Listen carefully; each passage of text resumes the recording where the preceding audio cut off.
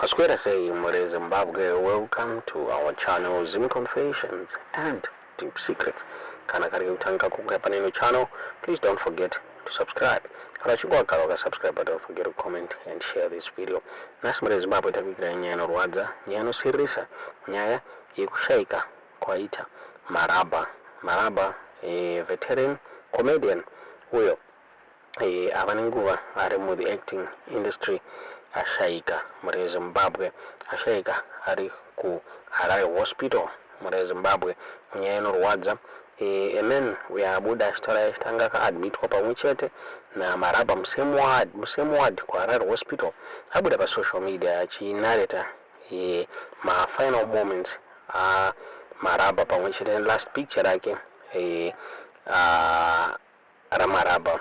The Facebook user uyo ane username rekuti Prince Koni Kelvin abuda achitaura iye achiti panga pasina umira mushe vakatanga kuwirirana vari muchipatara hanzi hama dzake dzakadzisingachawanikwe dzichimu visitira ashare picture muri kuonerapo ashare picture yema last days aMaraba ari mu Harare hospital muri Zimbabwe.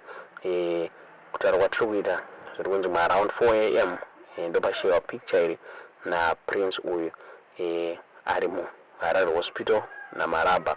Nyaya Anorwadza, nyaya inosirisa muri Zimbabwe.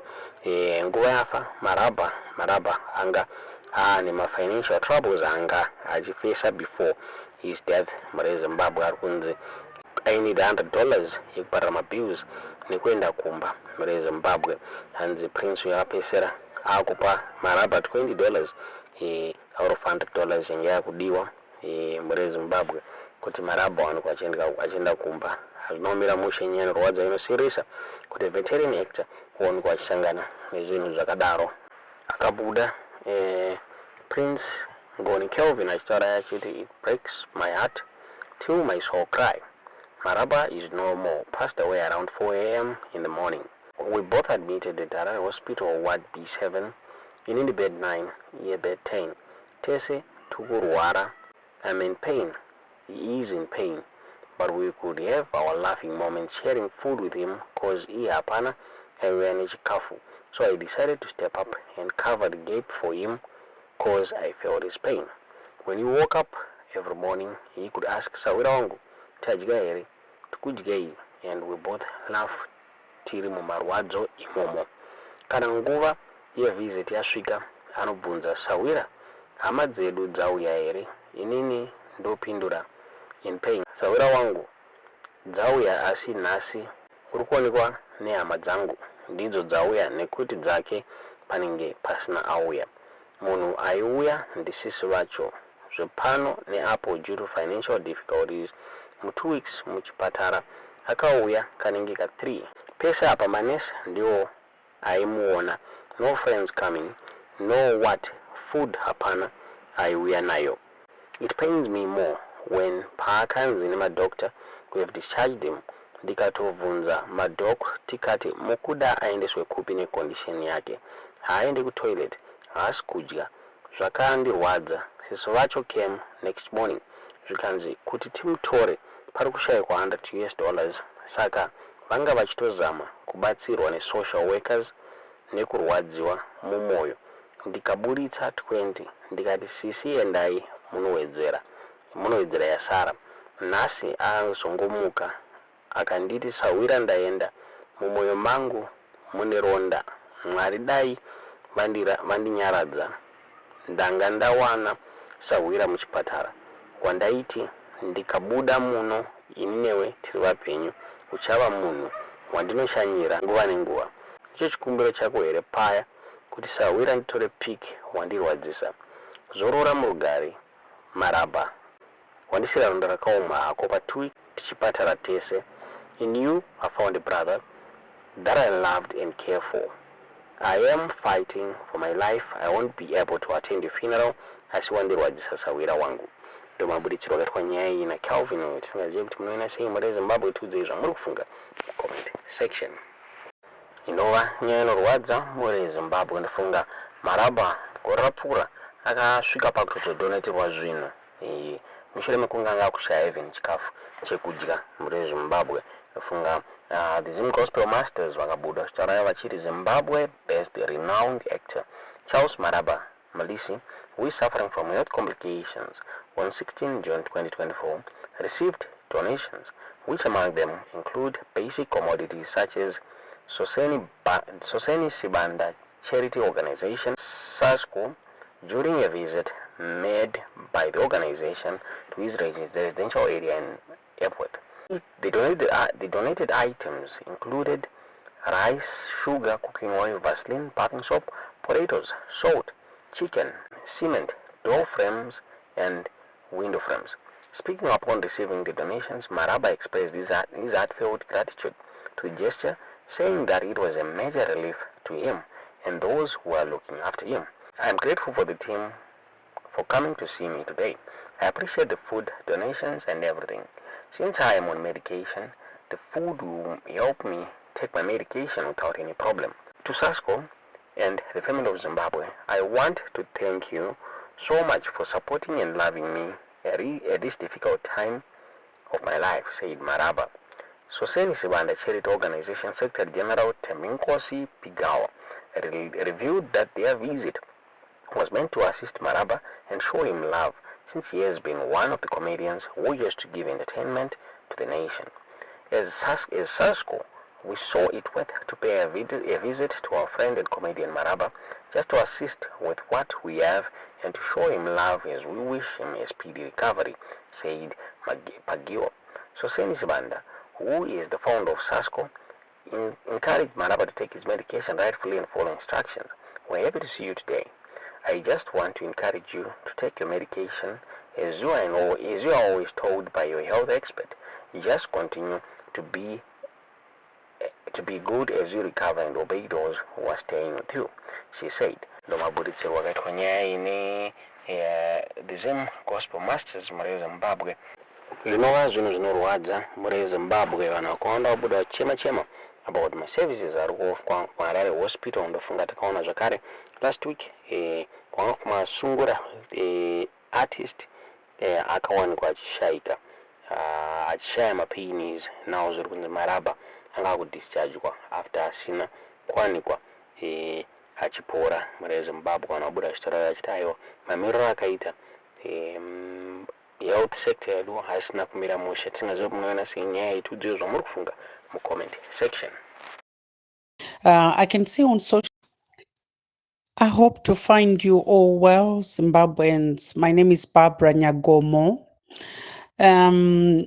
Ndiri kungoda ngoti taure mbichana about our health system.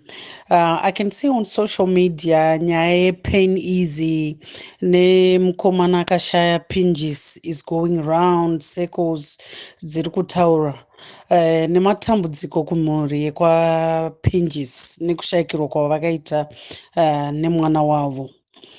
Health system yedu, we just need to go back to the basics.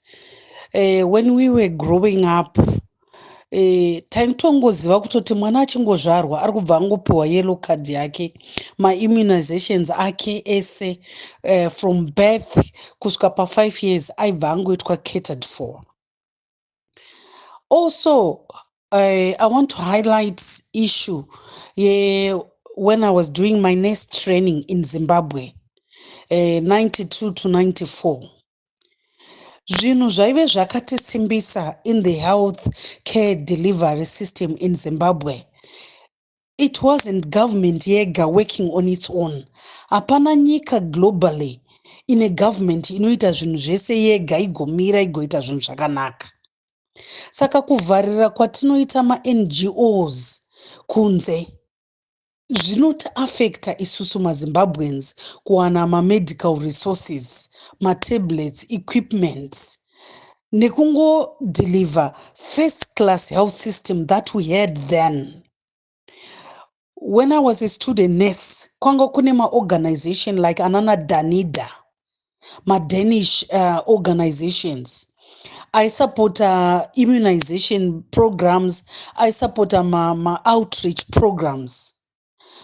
A student nurse in Zimbabwe, you are allocated 20 weeks or more, first year, second year, third year. Uchienda even kuma rural areas uchiti. Inini my first one was kwachiota uku. Tanga tine access ye 4x4 motor ye danida. Mataisa vaccines haadi kuenda temperature iri below 5 degrees. Imomo tanga tine cooler boxes. Pa team yedu iyoyo ye outreach team, we had a mental nurse, we had a community nurse, we had a midwife, we had an occupational therapist, we had a physiotherapist.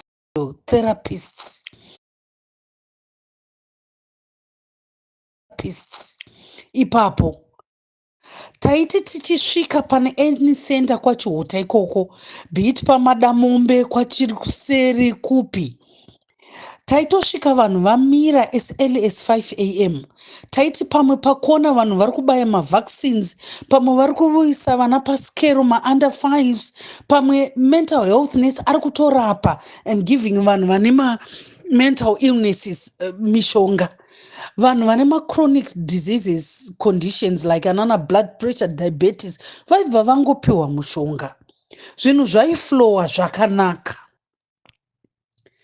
So getting back to the issue here, the current health system in Zimbabwe, anditi, it is there because ta divert from essential things.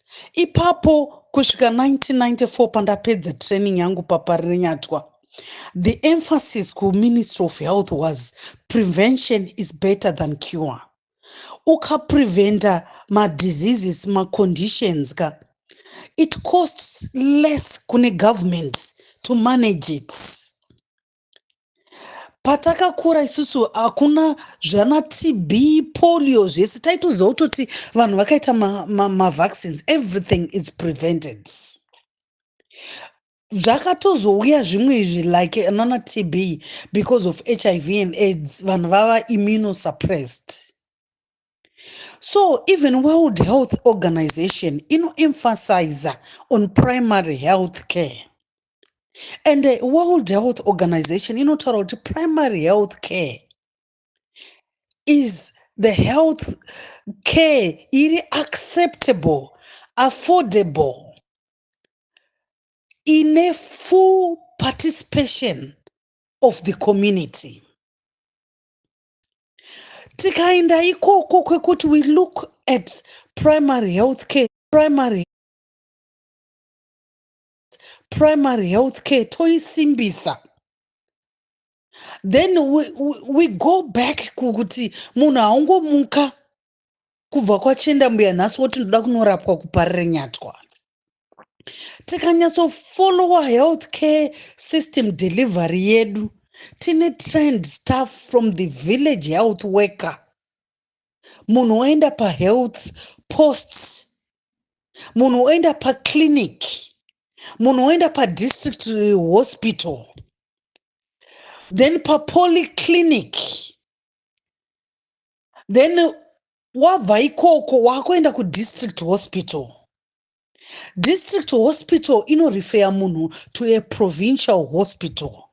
All provinces ane capital cities awo ane provincial hospital, like Mashonaland West yavo iChinoi.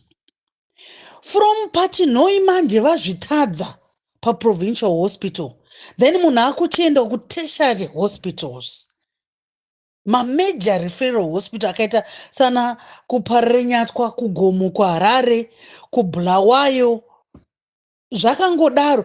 Zvinobatsira to manage resources nekubooster system, nekuziva kuti at each level. Funga kuti munhu ari kungovaviwa zvake ane karashi, anenge akazara paparirenyatwa paya. Then my emergencies otadza oshaya resources. Ngatisimbisei primary health care. Tichiti prevention is better than cure. Vana mai vakazvitakura vodzidziswa antenatal classes dziya, kuti uzvare mwana ari healthy, asina kuzongoremara, ane pfungwa dzakanaka kuti mai vasaite postnatal depression and psychosis. Mai vadye zvakanaka, tichireva zvakanaka hatisi kutaura kuti vachitenga cheese mushopu. Aiwa, green vegetables, kuchengeta huku dzavo, vachidya mazai, vachidya huku yakanakawo, vachirima macrops anoita kuti zvivake muviri. We are lacking that in Zimbabwe now.